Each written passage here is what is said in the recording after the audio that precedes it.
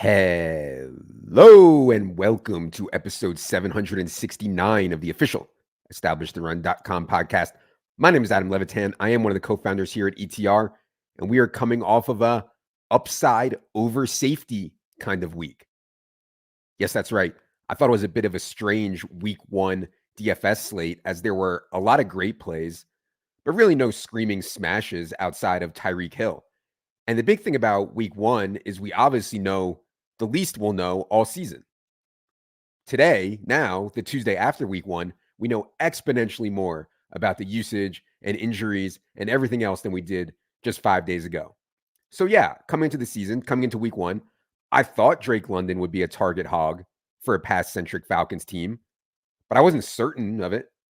I thought Christian Kirk would be featured for the Jaguars, but wasn't certain of it. I thought Alvin Kamara would maintain a workhorse role, but wasn't certain. And that's why I actually suspected that the week one DFS slate would be a lower scoring one. You know, a lot of the popular plays, really for both tournaments and cash, were more possession type guys or running backs on mad teams. So my gut, my vibes, not any math, not any modeling, just my gut was that I wanted to get guys on my DFS teams who could break the slate on a play or two on lower volume. So in cash, I played Tank Dell over Christian Kirk. I played Devon Achane over Alvin Kamara at the same price. I played Malik Neighbors over Drake London. I locked on to Anthony Richardson, even though I thought you could make a case for Justin Fields. And it wasn't a lock to work out, but it did work out. I had my best week one ever in cash. You can read the lineup review for more on that. It's free on the site. But of course, it could have gone really bad too. I mean, there's plenty of weeks where I have gut feelings, more on that in a second. And these gut feelings end up getting me completely buried.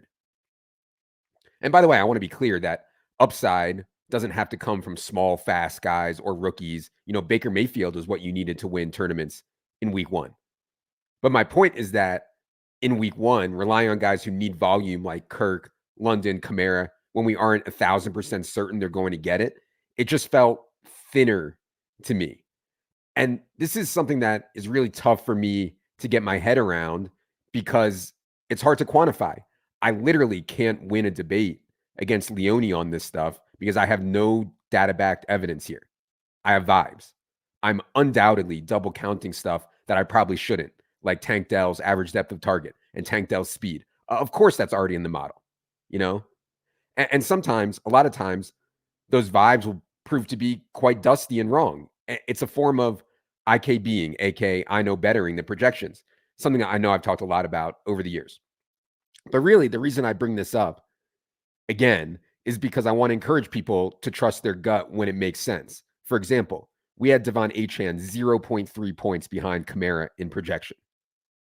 But in the big $25 single entry double up on DraftKings, Achane was just 10% owned. Kamara was 40%.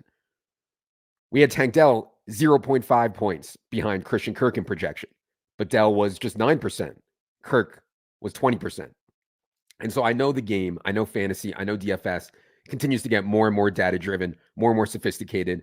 And we are, I think, on the cutting edge there.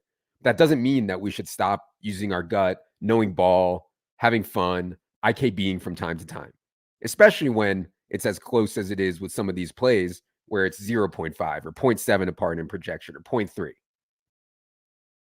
Oh, but I will say that if your gut was telling you not to play Tyreek Hill in cash, that wasn't it. I know Andre Yoshivas failed, but if you didn't play Yoshi Tyreek combo in cash on DraftKings, I just think you have some soul searching to do. As for tournaments in week one, I had 8 hand builds. Didn't have any real sweats. Got 2 cashes. My main goal in tournaments was to try to play Tyreek Hill smartly. So one of the teams that cashed for me was a really low-owned Kyler Murray double. Also had J.K. Dobbins at 2%, Brock Bowers at 2%, had Tyreek. Got total dust from Marvin Harrison and Kyler, only got 15 points. So that team was dead. But in hindsight, I like that team. Tyreek with some upside contrarian plays around it. The other team that cashed was a Baker Mayfield double. Tried to go for leverage off Anthony Richardson chalk on that team by paying $7,800 for Jonathan Taylor at 6% owned. Also played Jonnu Smith at 3% for some Tyreek leverage in that one. In other words, maybe Jonnu scores the touchdowns instead of Tyreek. But in hindsight, I think that one was probably too thin, pulled the leverage lever too many times. What ended up winning the $100 buy-in Millie Maker was basically a cash-like team, but with a Baker, Chris Godwin single stack, Dobbins and Bears defenses, the contrarian pieces. Like Dobbins and Bears defense, those are the only two guys under 10% on the team that won this massive 27,000 entry Millie Maker. And so I bring that up because as I talked about with Dink and Leone on the How to Win DFS GPP show last week, Sims are showing very clearly that playing the best plays is right, as long as you do it smartly and with the right kind of plays. All right.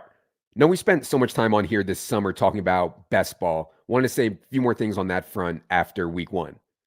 First, man, I really do miss drafting. I mean, it's so fucking fun. But God, I may have gotten carried away this summer. I mean, I distinctly remember multiple times when it was night, kids are sleeping, and my wife is like, hey, let's go have a drink on the deck, do a J, talk, whatever. Clearly, good spot to get on the hashtag team. And I say, no, sorry, honey. I'm going to go do a draft. I'm going to go do a draft also that I could get the 12th pick and get a fucking Puka Nacua, Marvin Harrison start. I mean, God forbid I spend time with my family. Otherwise, I could miss out on that precious fucking Jamar Chase, Chris Olave start. I mean, my God, just so fucking dumb. What was I thinking? Anyways, I ended up doing 201 best ball drafts this summer for $17,071 in buy-ins.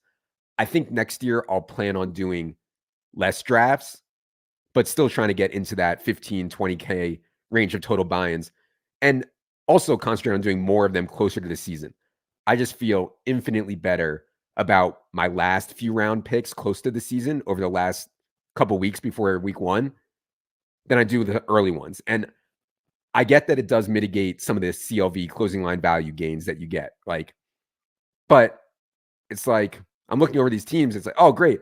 I have round 8 Rashee Rice here. Well, that team also has Dylan Lobby and Eli Mitchell and round 5 Hollywood Brown and other dust ball plays. Not Hollywood Brown. I'm still optimistic on Hollywood Brown. But anyways, regardless, I track all my best ball exposure and portfolio and CLV stuff on Best Ball Explorer. We acquired that site through the solver, so I'm obviously biased, but site really is awesome. I'm so fucking pathetic. Anytime anything happens in a game, I just go to Best Ball Explorer and see how much I have of the guy and what price I have him at and on what kind of teams. Just true virgin stuff, considering these contests won't resolve for literally 4 months and there's nothing I can do. One thing I think I may have overlooked in the best ball stuff was the preseason injuries. Puka Nacua came into the season with a knee issue. Now he's in big trouble. We did move Cooper Kupp up a lot late in the season, and that's helped. I have a bunch of late Cooper Kupp teams. They're at expensive prices. They're like, mid-round 2 type Cooper Kupp stuff on a lot of them, but at least I haven't. Christian McCaffrey came in with the calf issue. He misses last night. The DeAndre Hopkins thing seems more severe than Titans ever let on about his knee. Kirk Cousins off the Achilles, couldn't even take a snap under center. Joe Burrow was shaking his wrist on the sideline, that same wrist that ruined his 2023 season. And I mean, the reporting on this stuff has not been great. There's no doubt. I get that it's hard for reporters. It's hard to get info from these teams when they aren't required to give an injury report or really any details. And it also goes the other way. Joe Mixon missed a few weeks of camp and he comes out and smashes. Tucker Kraft missed the entire offseason. He comes out and runs 30 routes in week 1 compared to 8 for Luke Musgrave. But just a reminder to myself for next year that in July and August, probably should be more careful with guys who are hurt. Definitely wasn't a great week 1 for my best ball bags. And that's okay. They're built with an emphasis on late season production and expected chaos at the running back position that I'm still confident will come. But one thing that I'm worried about, maybe like 10% were on the worry scale, is a pendulum effect in the NFL on a macro level. What if the schemes, the defenses, the coaching, everything is slanted so far toward the pass that more and more coaches, even the smart ones, start swinging more back towards run-based? In week one, the league-wide pass rate over expectation was slightly negative. In other words, teams actually leaned run over pass when adjusted for situation. And just the raw data, I mean, the passing numbers were just way down massively across the league. I think that will be fine, but yeah, I'd be lying if I said I wasn't slightly concerned, because if the league pendulum swings back towards more run-based approach, it's just clearly really bad for my best ball bags.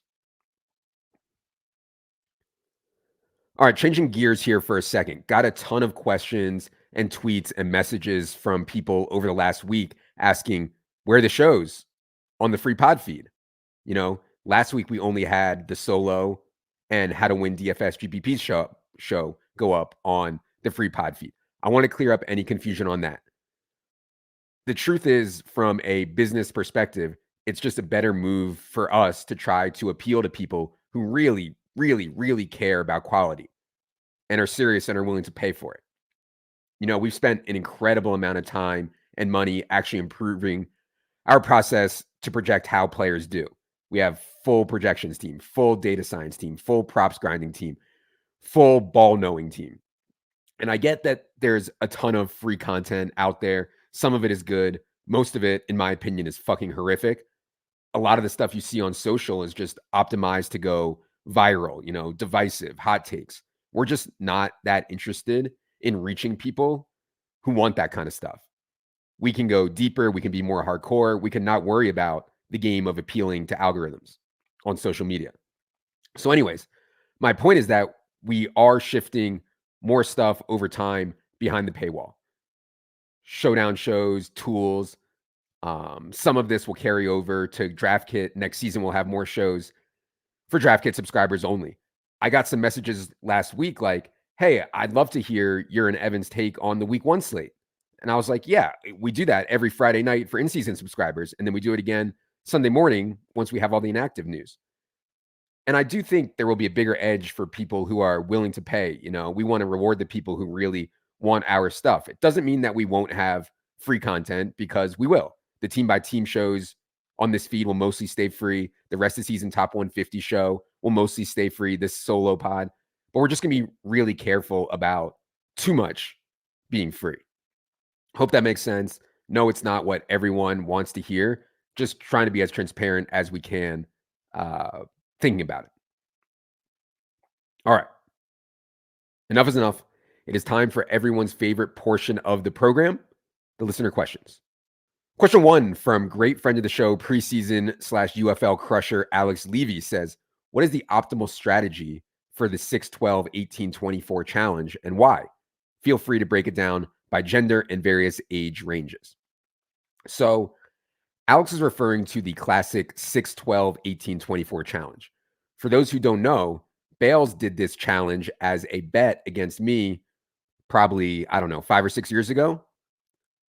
The challenge is you have 24 hours to complete 4 tasks: drinking beers, running miles, eating donuts, and jerking to completion.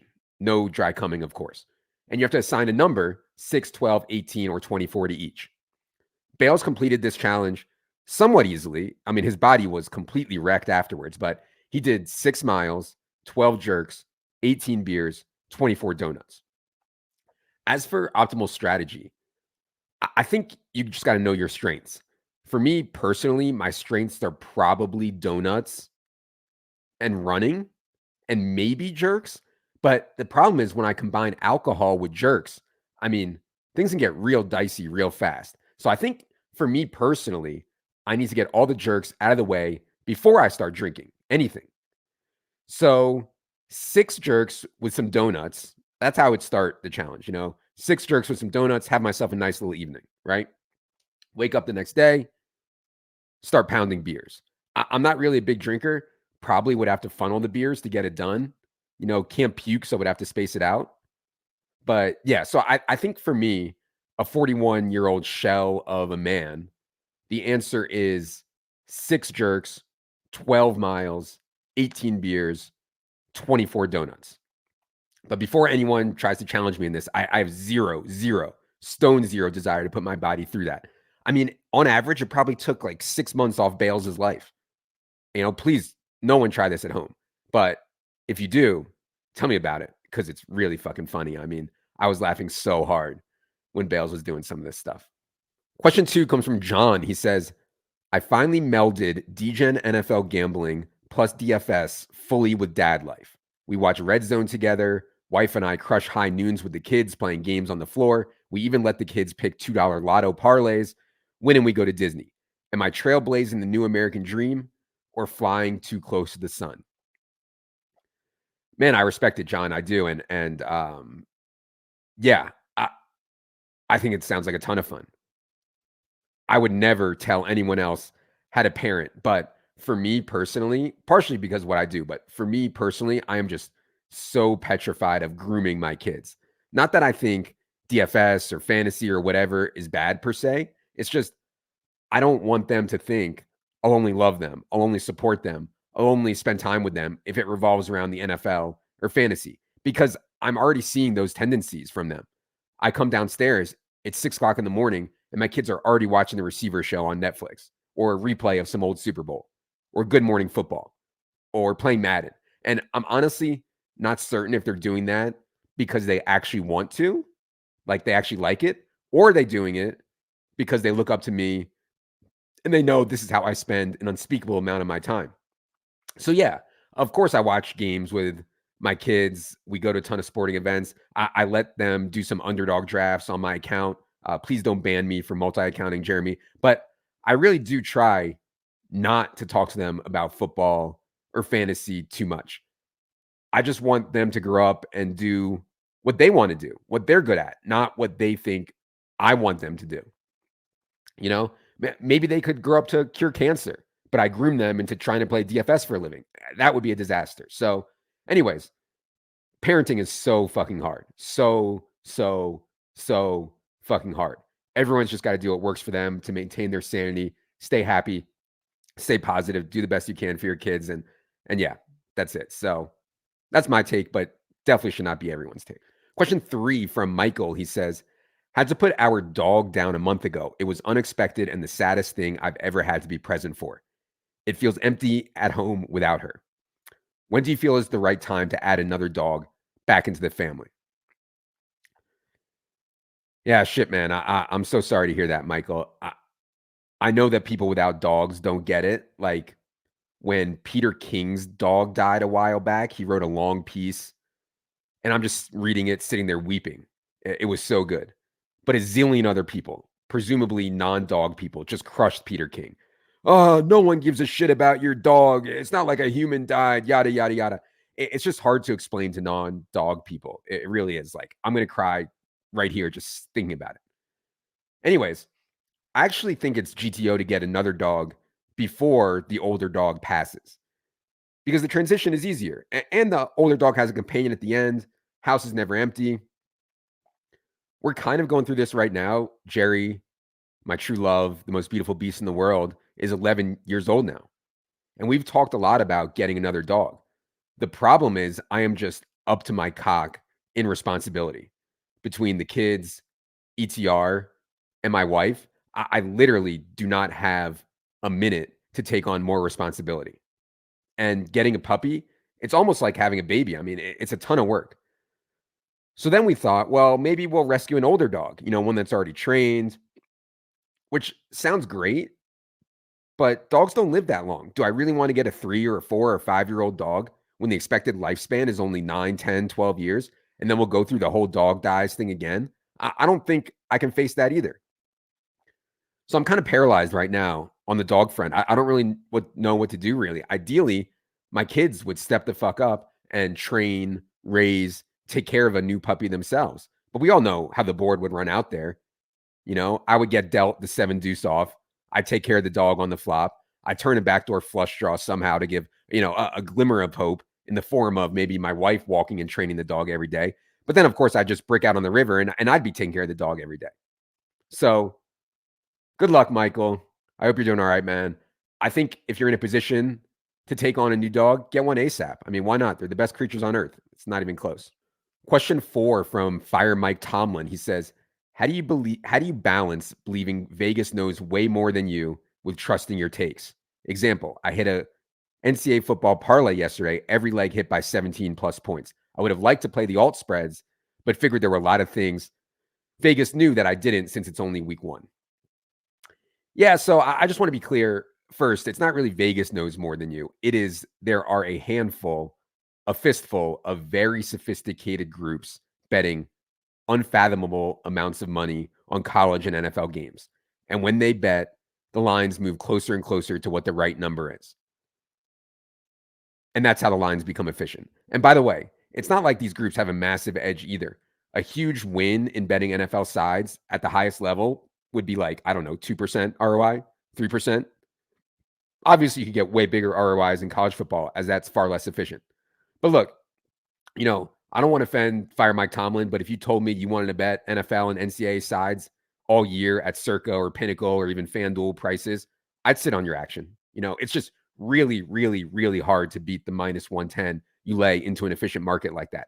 And the earlier you bet, the bigger edge you might have. And I don't just mean you, Mike Tomlin. I mean, really like almost anyone. Now, if you told me you were an expert on some smaller market, there's nothing out there about the WNBA or Ivy League college basketball that you don't know, and you have models built for that or whatever, then yeah, maybe I could buy that. That said, I don't want to sit here and discourage people from doing what they want to do with their money. I get way too caught up in ensuring everything I do is plus EV. It's a sickness and not a healthy way to live. And I would just, if you want to go out and bet college football, you're probably roughly break even or something, I'm not going to sit here and tell you not to do it. Well, maybe I will, but you don't have to listen to me. Question 5, last question we're going to do today comes from Eric. He says, "Hey, Adam, tore my Achilles a few months ago. Any tips on how to manage the wife in dynasty formats? Her boomer coaching mentality has me on the field too soon. Chasing 2 toddlers around the field seems like a high chance of re-injury. With no IR spot, it seems like a fade." Man, these Achilles tears, I keep hearing about them more and more. So many dudes I know have popped their Achilles, not to mention Aaron Rodgers, Kirk Cousins, who are roughly the same age as me. It's scary. Anyways, Eric, I hate to come off as a perv here, but let's just cut right to the chase, cut through all the noise. If you want to be on the hashtag team, you have to help with the kids. Period. I don't care if you popped your Achilles or you have Lyme's disease or if you just got your arm amputated. Your choice is clear. Either help with the kids and have the sex, or don't and don't. Life is about trade-offs and choices. I try to tell my kids this all the time. Life is always about trade-offs and choices. You got to make yours. Godspeed out there. All right. That's going to do it for this week's solo pod. We'll be back later today with Daigle for waiver wire and later tonight with Silva for team-by-team analysis of week 1. Both of those shows this week will be free on this pod feed. For in-season subscribers, first run of week 2 projections will be out Wednesday night. And myself, Silva, and Wiggins will be on the show Friday night talking every player in every week 2 game. For producer Luke, for Jerry, the most beautiful beast in the world, I am Adam. Good luck, everybody.